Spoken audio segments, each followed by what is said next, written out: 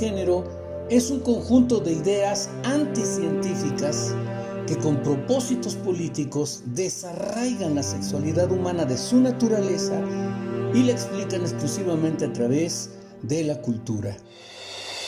El origen de esta propuesta proviene de los movimientos feministas que proponían la equidad entre hombres y mujeres, cuyo mensaje terminó siendo secuestrado para desarrollarse de manera multiforme entre los colectivos de la diversidad sexual y que hoy ha sido fortalecido desde los organismos internacionales para ser aterrizado en gobiernos locales, llevándonos al increíble escenario de legalizar lo imposible. Se trata de la imposición de una serie de conceptos que desnaturalizan el derecho y tergiversan conceptos muy elevados que como ciudadanos deberíamos de resguardar con el mayor celo posible, dada la importancia que tienen para darle sentido a la vida y viabilidad a la sociedad. No es algo trivial resguardar el significado, especialmente el significado jurídico, de términos y sentencias que son la estructura que sostienen el andamiaje de una nación. Por ejemplo, la identidad, el derecho a la vida, el matrimonio, la familia, etc. Sin embargo, es innegable el avance y logros de la ideología de género alcanzados por los grupos de la diversidad sexual, considerando especialmente el corto tiempo en que lo han logrado. Han alcanzado las metas de su agenda en un avance imparable, logrando conquistas inverosímiles, como son el haber penetrado los círculos políticos más altos en el mundo, que son las instancias internacionales. Al traspasar el complejo círculo que estrechaba al mundo homosexual y con el lustre aportado desde el ámbito académico por las feministas radicales, la diversidad sexual ha escalado, penetrado y se ha posicionado en los organismos internacionales, convirtiéndolos en su bastión y plataforma de lanzamiento en una enorme gama de resoluciones, dictámenes y normas que se vuelven obligatorios para los países. Por eso es tan importante tomarnos este tiempo para revisar lo que he denominado la agenda globalista de la ideología de género. La cumbre de Nairobi, celebrada entre el 13 y el 15 de noviembre de 2019, conmemora los 25 años de la Conferencia Internacional sobre Población y Desarrollo llevada a cabo en El Cairo en 1994, en la que 179 naciones se comprometieron por primera vez en la historia de la humanidad con la legalización del aborto y el desarrollo de la ideología de género. La reunión de Nairobi no es una cumbre oficial de la ONU y teóricamente no debería entonces tener efectos jurídicos institucionales. Sin embargo, su influencia puede resultar colosal. De hecho, resultó abrumadora la manera en la que prácticamente la totalidad de las naciones latinoamericanas abrazaron la propuesta de la legalización del aborto, enmascarada como derechos reproductivos de la mujer, y el adoctrinamiento en ideología de género a través de la educación sexual integral. En representación de México, acudió Alejandro Encinas, subsecretario de Gobernación, y declaró públicamente que el gobierno mexicano se comprometía a establecer el aborto legal y gratuito en todo el país durante 2020. Este es uno de los momentos más impactantes de la cumbre y que además generó una profunda conmoción, entre otras cosas por el cambio de la postura de Paraguay, que se había caracterizado por su férrea defensa a la vida y a la familia. El hecho de cambiar su discurso y aceptar la agenda abortista pareció ser una capitulación. En contrasentido, pero también sorpresivamente, Estados Unidos rechazó firmemente los documentos postulados y abandonó la cumbre seguido apenas por una decena de países. ¿Cómo llegamos a esto? ¿Cómo podemos entender que la agenda mundial abrace como un derecho el aborto y sea la principal política pública de población en el mundo? ¿Desde cuándo quitarle la vida a una persona en el vientre materno se convirtió en un derecho humano? Al concluir la Segunda Guerra Mundial, los países triunfantes buscaron mecanismos que evitaran confrontaciones como la que acababan de superar con la pérdida de millones de vidas. Muchas de ellas muertes indirectas a la guerra misma, por la falta de alimentos o por enfermedades o plagas, escasez de medicamentos o de atención médica, entre otras consecuencias colaterales. Los esfuerzos desembocaron en la creación de una entidad garante de los derechos y mediadora de los conflictos que se ubicó en la ciudad de Nueva York, en los Estados Unidos, y que recibió el nombre de Organización de las Naciones Unidas. Como el más importante paso inicial, se elaboró en 1948 un documento fundamental que es la Declaración Universal de Derechos Humanos, que incluyó lo más acabado en principios, valores y derechos en la historia de la humanidad. Este documento y este tipo de organización fue inmediatamente replicado para cada región en el mundo. En el caso de nuestro continente se estableció la Organización de Estados Americanos, la OEA, y se redactó la Convención Americana de Derechos Humanos. Originalmente se llamó Declaración Americana de los Deberes y Derechos del Hombre. En este documento, en el artículo 4, numeral 1, se establece: toda persona tiene derecho a que se respete su vida. Este derecho estará protegido por la ley y en general a partir del momento de la concepción. En los años 60, justo en medio de la llamada Guerra Fría, ocurrió el fenómeno conocido como la Revolución Cultural, dentro de la cual se inscribieron movimientos de gran trascendencia como los movimientos libertarios del 68, la revolución sexual, con la píldora anticonceptiva como punta de lanza, la liberalización de la mujer, el movimiento hippie. Otras acciones globales también comenzaron a infiltrarse de manera soterrada, conceptos que en una revisión simple contrastaban con las máximas expresadas en los documentos básicos de estos organismos. Esta revolución cultural dio pie al posmodernismo. Se trata de una ética que modela conductas y establece un nuevo diseño sobre el bien y el mal, suprimiendo presupuestos antropológicos básicos e imponiendo su ley a mayorías culturalmente indefensas. Por si fuera poco, entraron también en juego intereses económicos que provocaron que la balanza se inclinara definitivamente hacia lo que se denominaron nuevos derechos. El punto de quiebre fue el tristemente célebre mensaje del presidente Lyndon B. Johnson en la ONU, en el que aseveró: $5 invertidos en control natal equivalen a $100 invertidos en crecimiento económico. Se instituyó entonces la Agencia Internacional para el Desarrollo, que en 1967 fue replicada por la propia ONU con la construcción del organismo conocido entonces como Fondo de las Naciones Unidas para Actividades en Materia de Población, y que hoy conocemos como Fondo de Población de Naciones Unidas. Esta es la organización precisamente que ha llevado a cabo las cumbres en el Cairo, en Pekín y ahora en Nairobi.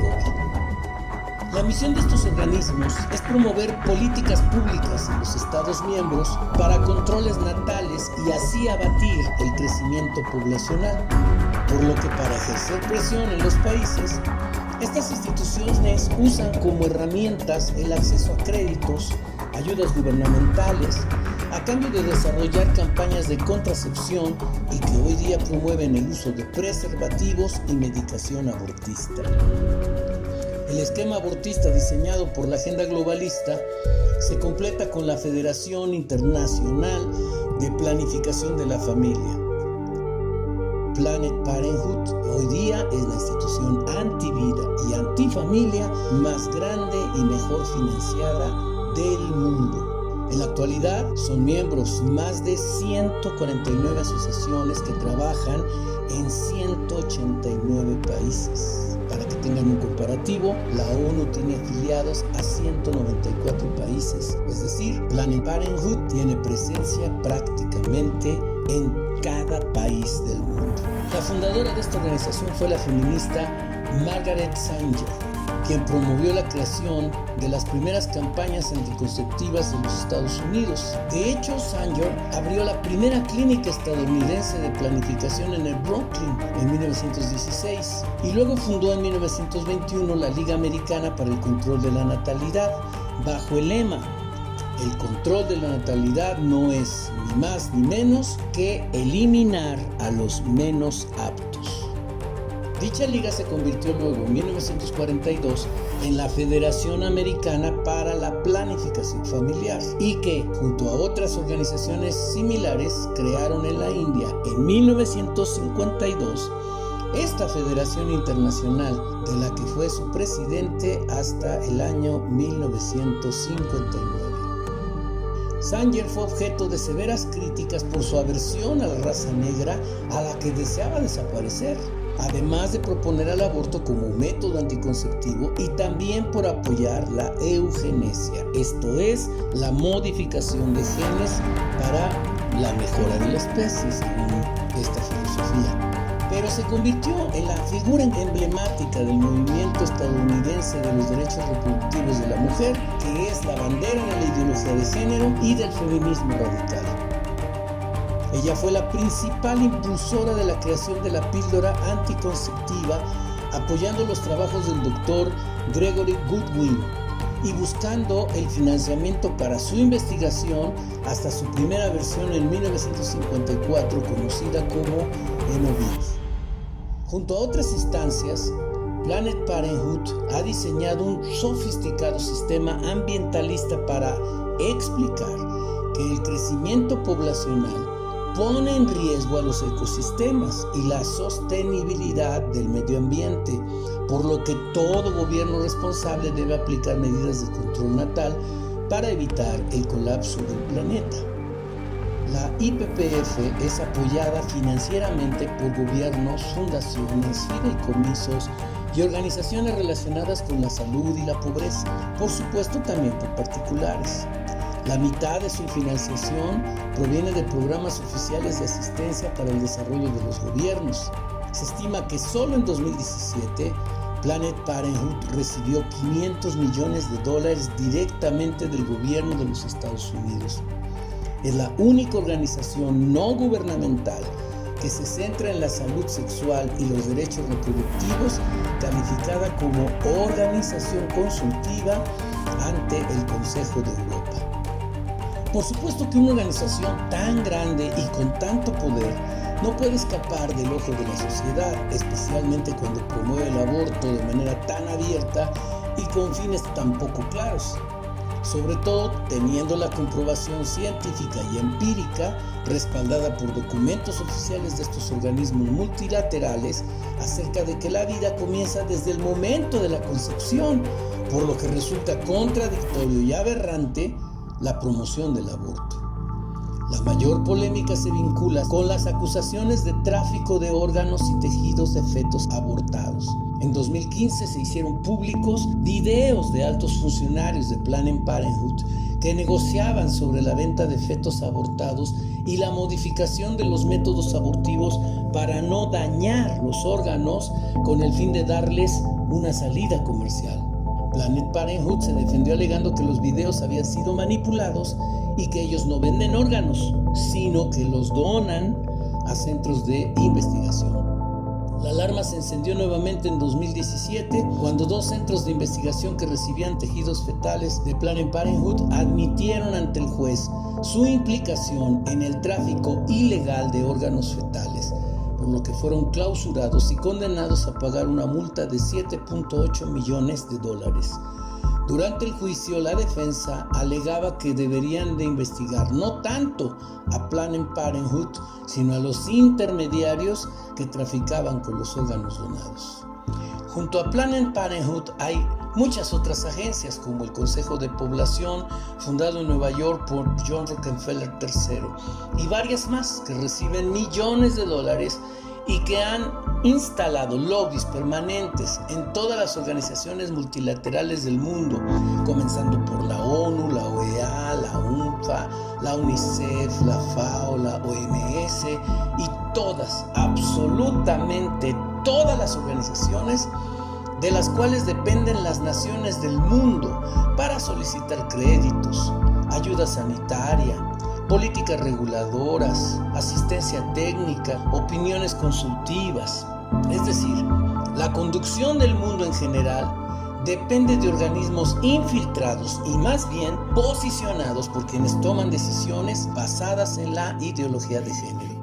Son ellos los que disponen de una agenda global en la que pueden aplicar programas, estudios, realizar pruebas sociales o médicas en un largo etcétera. Por supuesto que hay gobiernos que luchan por una independencia ideológica por claras razones morales y éticas, pero muchos otros han sido absorbidos por el sistema o han sido conculcados por su desconocimiento de qué es la ideología de género. Como ya se mencionó anteriormente, en la cumbre de Nairobi constituyó una enorme sorpresa la debilitada postura del Paraguay y no menos sorpresiva la postura de Estados Unidos en la defensa de la vida como no se le había visto en décadas. Estos comportamientos son parte de la movilidad política natural en los países. De hecho, en 2019 hemos sido testigos de algunos de estos movimientos pendulares en América. Mientras que Bolivia y Uruguay en distintas condiciones político-electorales pasaron de la izquierda a la derecha en el espectro político, México vive un viraje fortísimo a la izquierda. La efervescencia política que hemos visto ha dejado perplejos a más de un observador que difícilmente puede explicar movimientos de desestabilización en países como Ecuador, Perú, Colombia y Chile, donde la violencia ha sido el común denominador con matices diferentes y soluciones distintas. En el fondo, hay una agenda global, con una influencia creciente, con enormes recursos, pero que el público desconoce. Incluso los gobiernos abarcan prácticamente todos los espacios del ámbito académico: la medicina, la psiquiatría y la salud, el campo legal, los sistemas educativos, por supuesto la arena política, los medios de comunicación, el lenguaje inclusivo y hasta el entorno religioso. La teología y las iglesias no han quedado excluidas del impacto de la diversidad sexual y de la ideología de género en la agenda globalista. En 2019 se inició una discusión sobre el tema de libertad religiosa en el ámbito de la ONU, impulsada por el gobierno de los Estados Unidos. E inmediatamente, grupos de la diversidad sexual solicitaron por escrito y de manera formal a la OEA abrir un capítulo sobre ese importante tema para debatir desde la sociedad civil sobre el papel que las religiones juegan en contra de la diversidad, incluyendo mensajes de odio y discriminación. Esa es la capacidad de la agenda globalista. En cuanto la discusión gira sobre temas relevantes, pero distintos a sus intereses, la estrategia es incorporar el tema de la ideología de género para conducir la discusión a los terrenos que ya han determinado o que quieren establecer. La mayor fortaleza de la ideología de género en la construcción de la agenda globalista son las innumerables ONGs desde donde realizan análisis, consultas, trabajos académicos, investigaciones científicas y cientos, miles de documentos justificativos de las reformas a favor de estos nuevos derechos sin referencia ninguna a la declaración original y haciendo parecer las reformas como mejoras progresivas. En realidad se trata, como dice el teólogo y filósofo belga Michael Schunjans, los nuevos derechos humanos se manejan como un catálogo movible de reivindicaciones puntuales de los individuos, reflejo de una aritmética de intereses. Con esta nueva concepción de derechos humanos, el hombre pretende adquirir el derecho a satisfacer sus pasiones individuales y acceder al derecho positivo como instrumento de ratificación de esas pasiones. Sin embargo, definitivamente, su mayor estrago se refleja en la familia, que cada vez más va mutando en modelos de convivencia que debilitan al Estado y que nos confrontan como sociedad, además de que producen una increíble inquietud de nuestros niños, adolescentes y jóvenes. Temas tan trascendentes como vida, matrimonio, familia e identidad han sido puestos en duda y hasta redefinidos por la amenaza multilateral que representa la ideología de género. La defensa de la vida y de la familia debe incluir a los organismos internacionales. Tenemos la necesidad de insertarnos en ellos, de penetrarlos. A través del Congreso Iberoamericano por la Vida y la Familia hemos ya participado como sociedad civil en las 3 últimas asambleas de la OEA, donde progresivamente hemos venido teniendo acceso a la exposición de nuestros valores y comprensión de la vida. Han habido fuertes resistencias, pero la presencia evangélica es cada vez más visible. A partir de este año 2020 iniciaremos un proyecto con una nueva estrategia que nos permita escalar un peldaño más. Buscaremos propiciar la creación de un core group pro vida, pues no existe ningún órgano de esa naturaleza en ninguna instancia internacional, como sí lo existe sobre el tema de la diversidad sexual. Se trata del grupo núcleo sobre las personas homosexuales, lesbianas, bisexuales, transgénero e intersexuales de las Naciones Unidas, del que forman parte Alemania, Argentina, Australia, Brasil, Chile, Colombia, Croacia, El Salvador, Estados Unidos, Francia, Israel, Japón, México, Montenegro, Países Bajos, Noruega, Nueva Zelanda, Reino Unido y Uruguay. También está integrado por la delegación de la Unión Europea ante la ONU, la Oficina del Alto Comisionado de Naciones Unidas para los Derechos Humanos, la organización Human Rights Watch y la Comisión Internacional de Derechos Humanos de Gays y Lesbianas. Este enorme y poderoso lobby no tiene hoy día rival en la organización multilateral más grande del mundo. Es decir, no existe un grupo núcleo pro vida ni en la ONU ni en ninguna otra organización en el mundo. La defensa de la vida está abandonada en los organismos internacionales hasta hoy.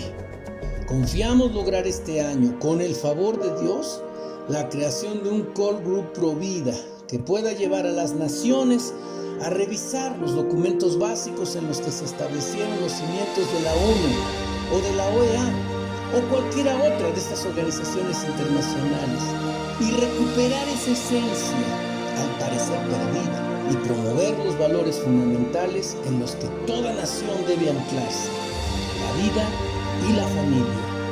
Dios nos ayude a lograr.